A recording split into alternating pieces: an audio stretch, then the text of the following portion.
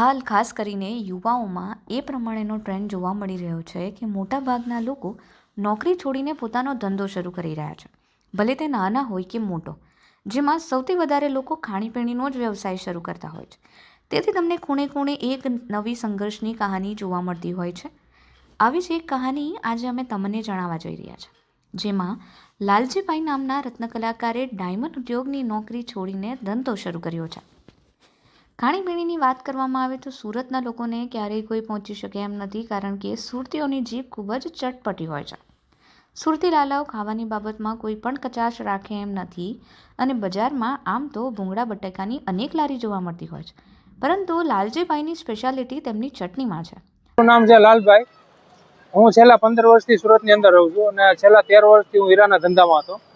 તો આ દિવાળીના પહેલા જે માહોલ હતો મંદીનો, એના કારણે એમાંથી કંટાળીને અને અત્યારે મેં પોતાનો નાનો બિઝનેસ ચાલુ કર્યો છે ભૂંગળા બટાટાનો. કેમ કે જે મંદીના માહોલને કારણે મેં જે સમય ભોગવ્યો છે, એટલે એનાથી વધારે મને તકલીફ પડતી હતી ઘર ચલાવવામાં. 35,000 પગાર આવતો તો એમાંથી અડધો થઈ ગયો છે 15-16 હજાર. એટલે પછી મેં દિવાળી પછી સીધું સ્ટાર્ટઅપ ચાલુ કર્યું મારું અત્યારે પોતાનું ભૂંગળા બટાટાનું. નાનો છે પણ પોતાનો ધંધો છે માનીને આગળ વધવાની કોશિશ કરી, પણ આ કોશિશમાં હું અત્યારે સફળ થયો છું અને સુરતવાસીઓનો મને એટલો પ્રેમ મળ્યો છે અને સાથ સહકાર પણ એટલો જ મળ્યો છે મને. એટલે હું અત્યારે આ ધંધામાં સેટ પણ થઈ ગયો છું અને હીરા કરતાં પણ મને અત્યારે વધારે આમાં બેનિફિટ મળે છે.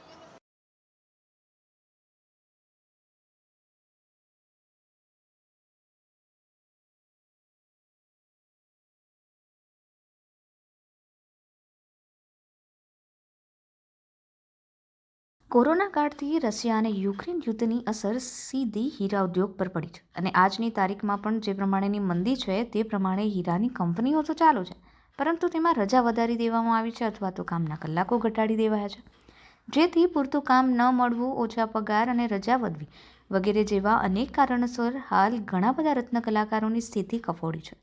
અનેક ઘરનો માળો વિખેરાઈ પણ ગયો છે. જોકે આ વચ્ચે એક એવા રત્ન કલાકાર લાલજીભાઈ પણ છે, જેમણે પરિસ્થિતિથી નાસીપાસ થવાની જગ્યાએ ભૂંગળા બટેટા વેચીને નાનો તો નાનો પરંતુ પોતાનો ધંધો શરૂ કર્યો છે. તો હું પણ બીજા લોકોને રત્નકલાનો પણ એ જ કહું છું કે ભાઈ તમે કોઈ પણ હતાશ ન થાવ અને બીજા ધંધાને તમે વળગો, બીજા ધંધામાં તમે આગળ વધો.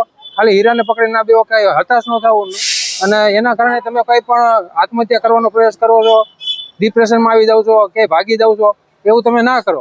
તમને જે ફાવે નાનો મોટો ધંધો તમે તમારો પોતાનો ઊભો કરી લ્યો, એ જ મારી આશા છે.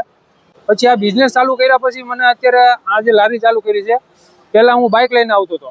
બાઇક લીધા પછી 1 મહિનાની અંદર મેં લારી ચાલુ કરી છે અને હીરામાં જે 30-35 આવશે એના કરતાં પણ અત્યારે વધારે મને આમાં 40,000 થી 45,000 થી 50,000 રૂપિયા સુધીનું મને વળતર મળે છે.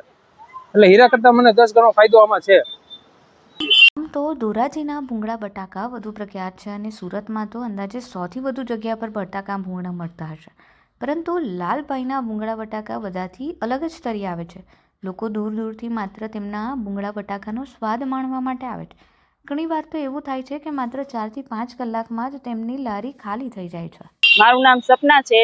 હું અહીં 10 વર્ષ ત્યાં રહું છું ને લાલભાઈના ભૂંગળા બટાકા બહુ મસ્ત બને છે. એની ચટણીનો સ્વાદ છે, એના આંબલીનો રગડો અને બહુ મસ્ત યુનિક છે અને ટેસ્ટમાં બહુ જ મસ્ત છે. ક્યાંય આવા ભૂંગળા બટાકા મેં ક્યાંય ખાધા નથી. હું અહીં દર વખતે અહીં ખાવા આવું છું. મારા છોકરાઓને લઈને પણ હું આવું છું અને પાર્સલ હોતી ઘરે હું લેતી જાઉં છું. બહુ મસ્ત ટેસ્ટ છે એનો.